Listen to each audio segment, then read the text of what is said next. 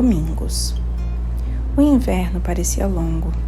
Laura e Mary estavam cansadas de ficar sempre em casa, principalmente aos domingos. O tempo parecia se arrastar. Todo domingo, Mary e Laura eram vestidas com suas melhores roupas e seu cabelo era enfeitado com laços novos. Costumavam estar bem limpinhas porque tomavam banho no sábado à noite. No verão, a água vinha da nascente, mas no inverno o pai enchia bem a tina de neve limpa e levava ao fogão para derreter. Depois, atrás de um cobertor esticado sobre duas cadeiras, perto do calor do fogão, Ma dava banho em Laura e em seguida em Mary. Laura era a primeira porque era menor. Tinha de ir para a cama cedo nas noites de sábado, acompanhada de Charlotte, depois de ter tomado banho e vestido uma camisola limpa. Enquanto isso, Pa esvaziava e voltava a encher de neve a tina, para o banho de Mary. Depois que Mary ia para a cama, era Ma quem tomava banho atrás do cobertor, e por último Pa. Assim ficavam todos limpos para o domingo. Aos domingos, Mary e Laura não podiam correr, gritar ou fazer barulho brincando. Mary não podia trabalhar em sua colcha de retalhos e Laura não podia tricotar as luvinhas que estava fazendo para Carrie. Elas podiam olhar em silêncio para suas bonecas de papel, mas não podiam fazer nada de novo para elas. Tampouco podiam costurar roupas para as bonecas de pano ou prender as peças recortadas com alfinete. Tinham de ficar sentadas em silêncio, enquanto Ma lia histórias da Bíblia para elas, ou histórias sobre leões, tigres e ursos brancos, tiradas de As Maravilhas do Mundo Animal, o livrão verde de Pa.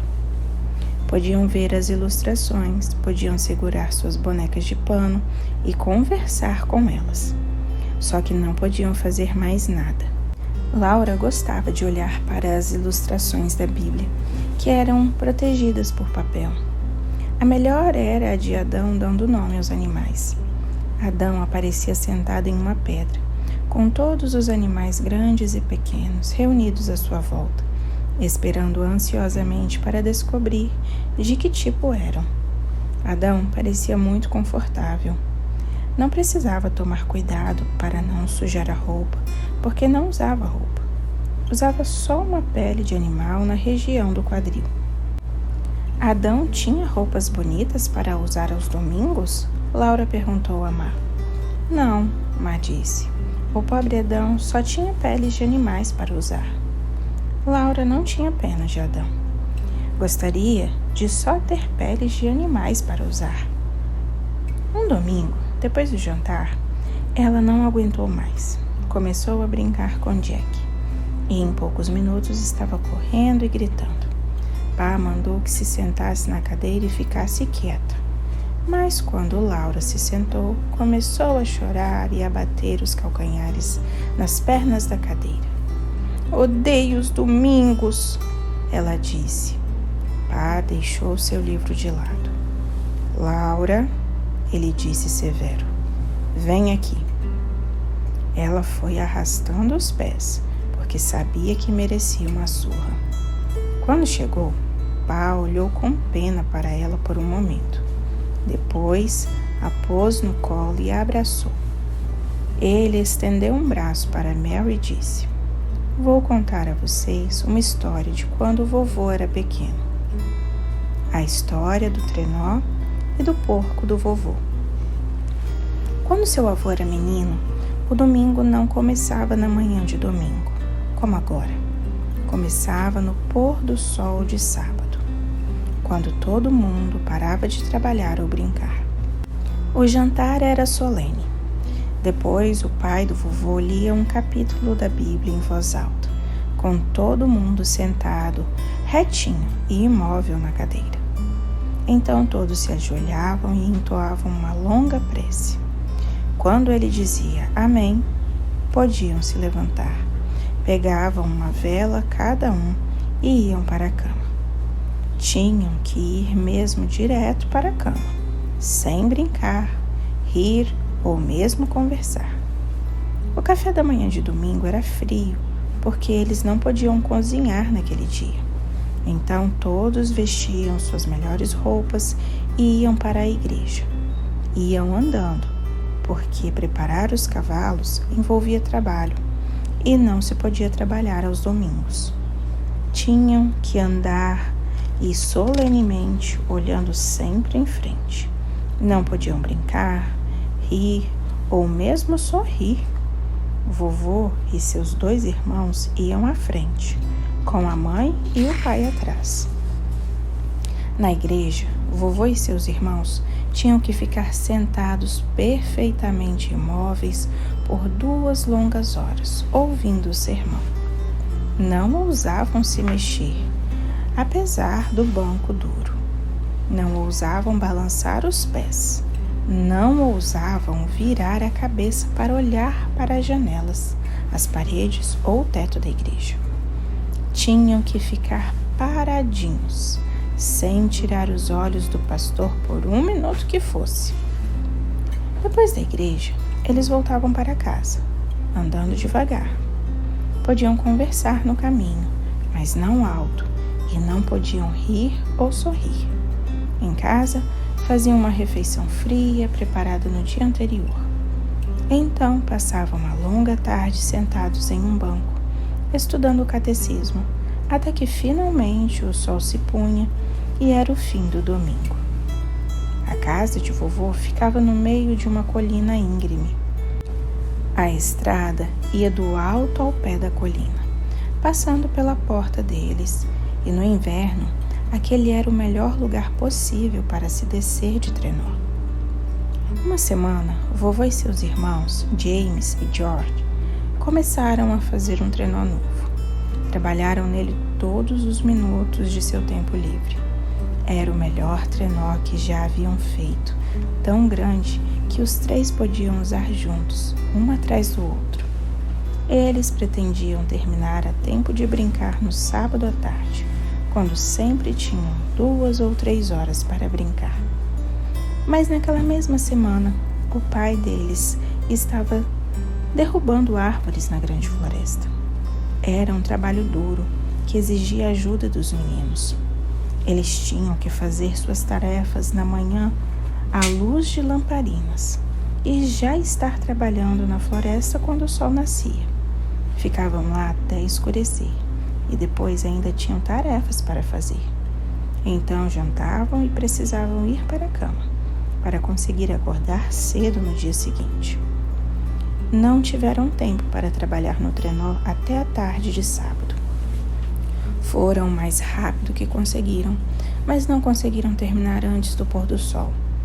No escuro, não puderam descer a colina, nem mesmo uma vez, porque estariam quebrando o sabá.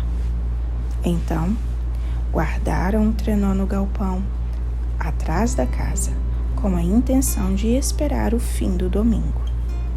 No dia seguinte, durante as 2 longas horas na igreja, com os pés imóveis e os olhos no pastor, eles só pensavam no trenó. Em casa, enquanto comiam, não conseguiam pensar em outra coisa. Quando o pai se sentou para ler a Bíblia, vovô, James e George se mantiveram quietinhos no banco, com o catecismo, mas só pensavam no trenó. O sol ainda brilhava e a neve da estrada estava lisa e cintilante, conforme eles viam pela janela. Era o dia perfeito para descer a colina. Olhando para o catecismo e pensando no trenó novo, parecia que o domingo nunca terminaria. Depois de um bom tempo, eles ouviram um ronco. Olharam para o pai e viram que sua cabeça estava caída contra o encosto da cadeira. Ele dormia profundamente. James olhou para George, então se levantou do banco e saiu na ponta dos pés, pela porta dos fundos.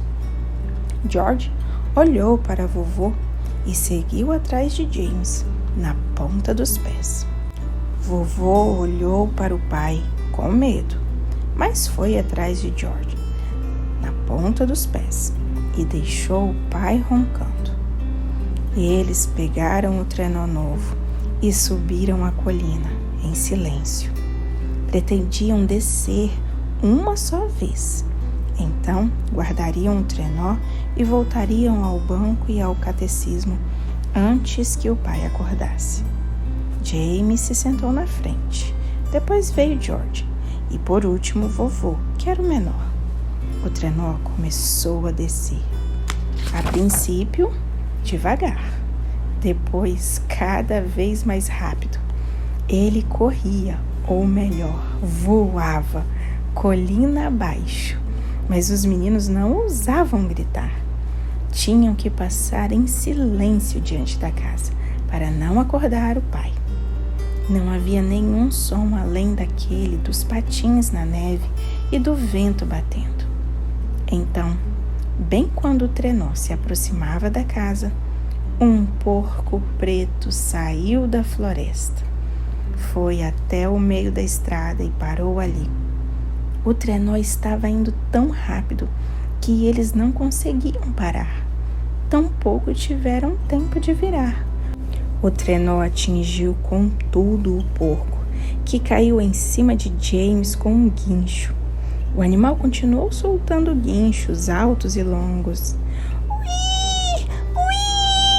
Ui! Eles passaram voando pela casa, com o porco à frente, seguido por James, George e vovô. Então viram o pai à porta, só olhando. Não tinham como parar, não tinham como se esconder, não tiveram tempo de dizer nada. Continuaram descendo a colina, com o porco no colo de James, guinchando o tempo todo. O trenó parou ao fim da descida. O porco pulou e saiu correndo para a floresta, ainda guinchando. Os meninos subiram a colina devagar e solenemente. Guardaram o trenó, esgueiraram-se para dentro de casa e voltaram a ocupar seus lugares no banco, em silêncio. O pai estava lendo a Bíblia. Olhou para eles, não disse nada. Então voltou a ler, enquanto os meninos estudavam o catecismo. Quando o sol se pôs e o sabá terminou, o pai levou os 3 filhos para o depósito de lenha e deu uma surra, primeiro em James, depois em George, depois no vovô. Então, como vem, Pá disse, vocês podem até achar difícil se comportar, mas deveriam ficar contentes por não ser tão difícil como era na época de menino do vovô. As meninas também tinham que ser assim comportadas? Laura perguntou. Era ainda pior para as meninas, Má respondeu. Elas tinham que se comportar como mocinhas o tempo todo. Não só aos domingos. Não podiam brincar de trenó como os meninos. Tinham que ficar em casa aprendendo a costurar. Agora vão. Má vai colocar as 2 na cama, disse Pá. Depois tirou a rabeca do estojo. Laura e Mary se deitaram na cama baixa e ficaram ouvindo os hinos dominicais. Nem mesmo a Rabeca podia tocar aos domingos as músicas dos outros dias. Primeiro, Pá cantou o hino Rocha Eterna. Depois cantou Serei eu aos céus carregado, em um leito de flores sossegado, enquanto outros por isso lutaram e mares sangrentos enfrentaram. Laura se deixou levar pela música, depois ouviu um barulho e já era Má o fogão, preparando o café. Era manhã de segunda-feira. O domingo só viria dali a 1 semana. Naquela manhã, quando o Pá chegou para o café, pegou Laura no colo e disse que precisava lhe dar uma surra. Ele explicou que era aniversário dela e que a menina não cresceria direito no próximo ano se não apanhasse. Em seguida, bateu nela com tanto cuidado, tanta delicadeza, que nem doeu. 1, 2, 3, 4, 5, 6. Ele contou enquanto batia, devagar. 1 tapa por cada ano, e mais 1 para que crescesse. Então Pá lhe deu uma bonequinha de madeira que havia talhado a partir de um galho para fazer companhia a Charlotte. Má lhe deu 5 bolinhos, 1 para cada ano que Laura havia passado com ela e com Pá. E Mary lhe deu um vestido novo para a Charlotte. Ela mesma tinha feito o vestido, com Laura pensando que ela trabalhava em sua colcha de retalhos. Naquela noite, especialmente para o seu aniversário, Pá tocou Olha a Doninha. Ele sentou Laura e Mary em seus joelhos antes de começar. Agora prestem atenção, disse. Talvez consigam ver a Doninha dessa vez. Pá começou a cantar. 1 centavo por um carretel, outro por uma golinha, e assim o dinheiro vai... Laura e Mary se inclinaram para a frente, atentas, porque sabiam que era a hora. Plim! Fez o dedo de Pá na corda. Olha a Doninha, cantou a Rabeca claramente. Mas Laura e Mary não tinham visto o dedo de Pá fazer o pim. Ah, por favor, de novo, elas imploraram. Os olhos azuis de Pá pareciam rir. A Rabeca continuou soando enquanto ele cantava. Em volta do banco do sapateiro, o macaco perseguiu a Doninha. O pastor beijou a mulher dele. Pim! Olha a Doninha! Ainda assim, elas não viram o dedo de Pá. Ele era tão rápido que as meninas nunca o pegavam. As duas foram rindo para a cama, ainda ouvindo o Pá e a Rabeca cantar. Havia um velho preto, que há muito morreu, e de tio Ned o chamavam. Seu cabelo se escafedeu, poucos fios restavam. Seus dedos eram compridos igualzinhos ao caniço, e seus dentes amoleciam. Talvez fosse por isso que tão pouco comiam. Então, pendurem a pá e a enxada, larguem o arco e o rabecão. Não há mais trabalho para ele, que foi para onde bons pretos vão.